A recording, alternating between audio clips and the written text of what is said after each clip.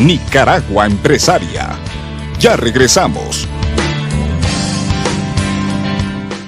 Bienvenidos a Nicaragua Empresaria. Bueno, en esta oportunidad les voy a acompañar. Hoy tenemos de invitado a la doctora Doris Escalona, que es encargada de Asuntos Laborales del COSEP, y al doctor Manuel Novoa, que es miembro de la Comisión de Asuntos Laborales. Hay varios asuntos que quiero conversar relacionados con el Código Procesal Laboral y de Seguridad Social que recientemente fue aprobado por la Asamblea Nacional. Y hay varias cosas que yo creo en las que debemos de ahondar un poco y conocer más en detalle el contenido de este código. Por ejemplo, me llamaba mucho la atención el caso de los embargos preventivos, al tema que vamos a abordar. Se elimina también la figura del interventor judicial, pero además otra de las cosas que yo considero que es de las más importantes es el hecho que los juicios laborales van a ser resueltos en menor tiempo. Estaba viendo que más de 20.000 casos están pendientes de resolución y muchos de estos han esperado más de 4 o 5 años. Bienvenidos los dos y un placer tenerlos por acá con nosotros. Yo quiero empezar con una pregunta. No sé si tendríamos que delimitar o cuál es a nivel de prioridad lo más importante de este nuevo código. Me llama mucho la atención el hecho, esto último que mencionaba, el hecho que los juicios laborales van a poderse resolver en menor tiempo. Quiero empezar con usted.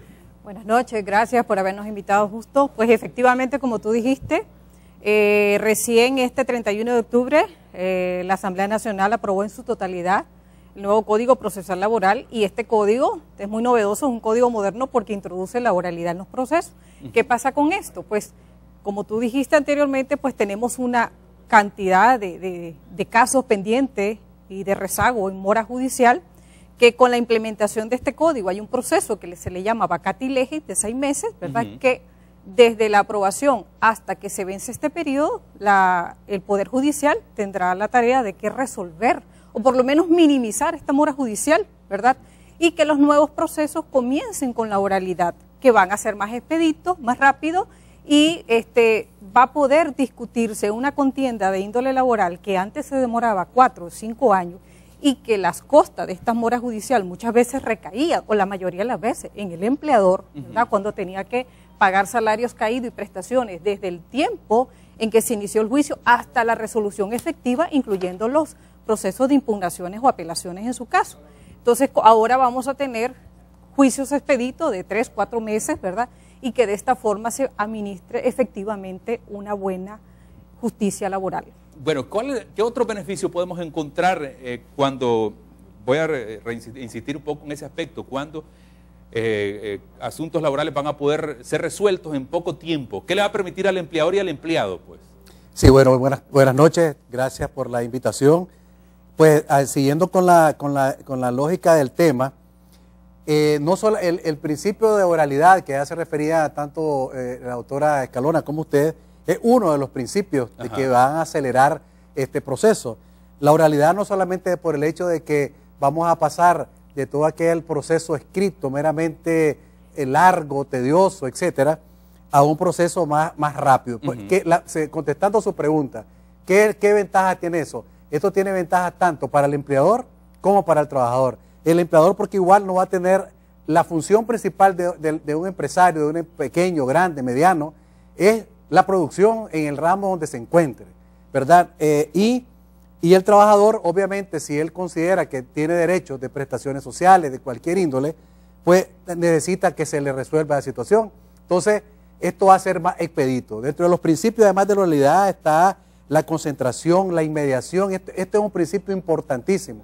Eso significa de que, a diferencia de hoy, ¿verdad?, en la actualidad, el juez va a estar presente en todo el proceso. De tal manera que el juez, desde la presencia misma de las partes, de la actuación de las partes, va a ir dándose cuenta del caso y a irse realmente conociendo en el mismo proceso todas las situaciones que se van presentando, pruebas, interrogatorio a testigos, etcétera. O sea, él va desde el mismo proceso llevar todo el proceso, no como ahora, de que en muchas ocasiones, por la carga que usted mismo refería, el juez no está presente, sino que las declaraciones muchas veces se hacen ante el secretario, se presentan los escritos, después él los ve. ¿Puede ser resuelto en la audiencia inicial un caso? ¿Qué es lo que sucede? En este proceso realmente una de las propuestas que el sector privado había planteado era de que se hicieran dos audiencias, una audiencia conciliatoria y una audiencia de juicio, algo parecido al proceso penal. Así está en muchos países de Latinoamérica. Sí. Sin embargo, en el desarrollo pues, de toda la elaboración del anteproyecto y las reuniones que hubieron con la Comisión Técnica de la Corte, los honorables magistrados, diputados de la Asamblea, pues no se logró y se queda que en una sola audiencia se va a resolver el juicio. Obviamente esto tiene una serie de etapas previas a la audiencia de juicio, pero ¿y cómo se va a dividir esa única audiencia?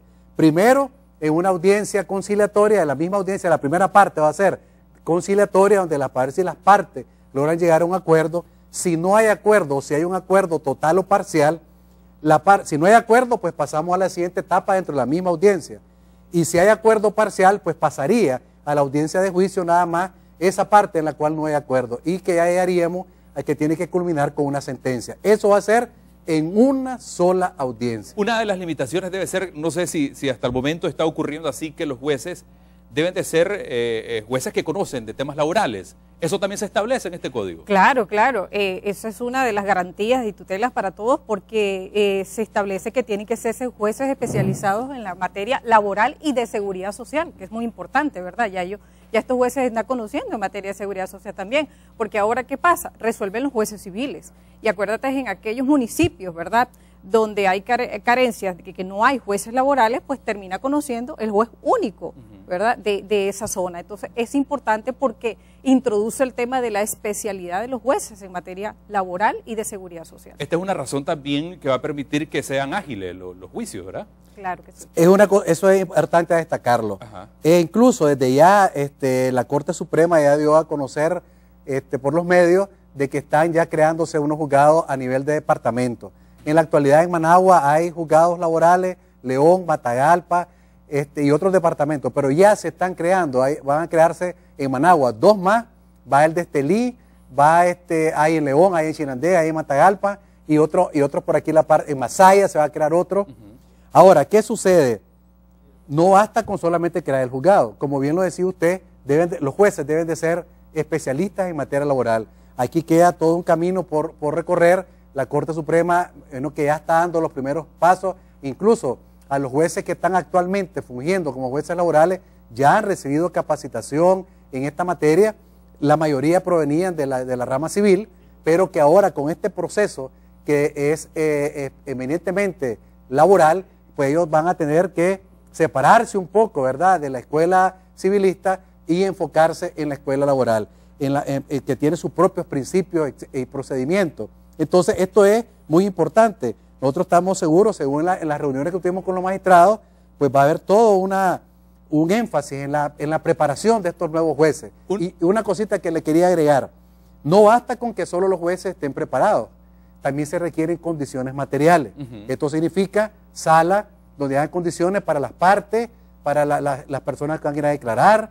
Entonces tiene que crear las condiciones al juez para que el juez dirija ese proceso, para que tenga las condiciones mínimas, él como rector del proceso y las partes que llegan a hacer uso de esa instancia que son los juzgados laborales. Otra de las cosas que me llamó la atención es que se eliminó la figura del interventor judicial, que eso era uno de los temas que estaba muy discutido. ¿Cuál es la ventaja que tiene esto? Pues mira, estamos hablando de una figura que principalmente rige para un procedimiento estrictamente civil. Sí. No son contiendas entre empresas o accionistas entre empresas, estamos hablando de un proceso laboral mismo.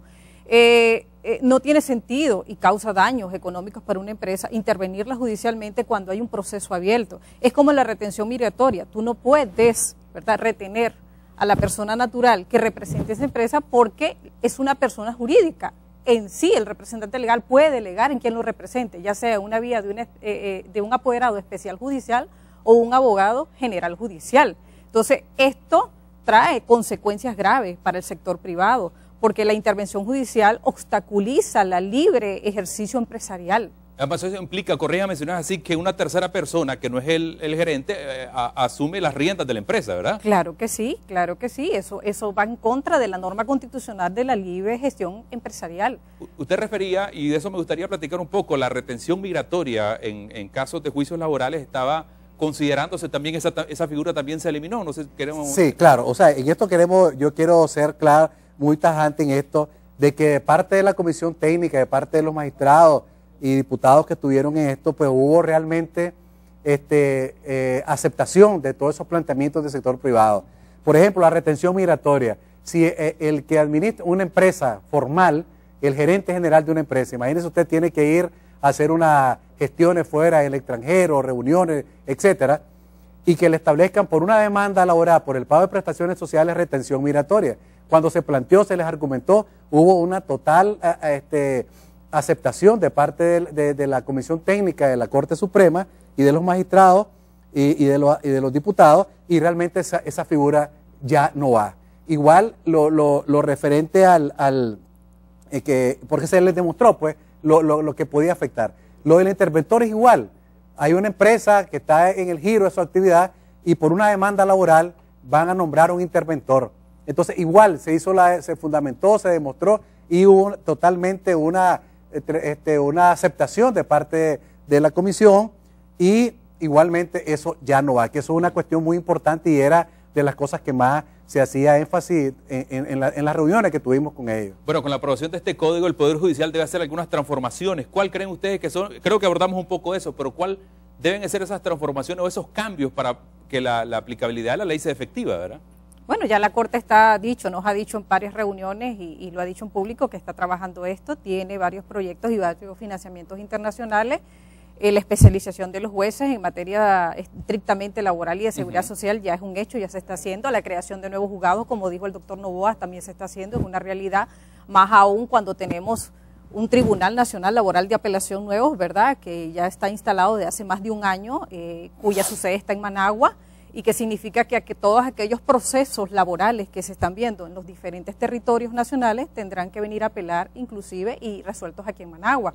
Entonces el Poder Judicial sabe que tiene un reto con estas transformaciones y esta vacatio legis va a permitir, primero, ir disminuyendo esta mora judicial que tenemos pendiente de la Administración de Justicia Laboral y segundo, ir creando las condiciones de infraestructura, de recursos humanos propias para poder entrar de lleno a esta nueva legislación que tenemos en el país. ¿Esta mora a la que usted se refería no va a afectar la aplicabilidad de este código? No, porque se están creando, según nos dijo el magistrado Solí, jueces ad hoc que van a venir a terminar estos juicios al momento en que en mayo venza la vacatio legis y comience el proceso oral en el país. Excelente. Yo no sé si abordamos un tema más, creo que tal vez tenemos un minuto, y quería referirme un poco a los embargos preventivos. ¿Cómo quedó eso, doctor? Sí, bueno, igual los embargos preventivos, la discusión sobre los embargos preventivos, el embargo preventivo es aquel que se presenta cuando yo alego que ustedes deben de verme a mí determinada cantidad y yo, para garantizar las resultas del juicio, le hago un embargo preventivo a usted. Sí. Y después presento una demanda en el término que la ley establece, lo que se le conoce como bonificar la demanda, el embargo a través de esa demanda, y se inicia el juicio ordinario. ¿Qué sucede? En los embargos preventivos, usted sí debe de rendir una fianza para garantizar de que no le va a causar, con esa acción que usted está haciendo, daño o perjuicio a la parte que usted está demandando. ¿Qué se planteaba en el anteproyecto inicial? De que no se iba a pedir fianza y usted podía promover un embargo contra su empleador sin rendir ninguna fianza. Igualmente, se estableció de que en los embargos preventivos se tiene que cumplir con todo el requisito que el mismo proceso como tal establece.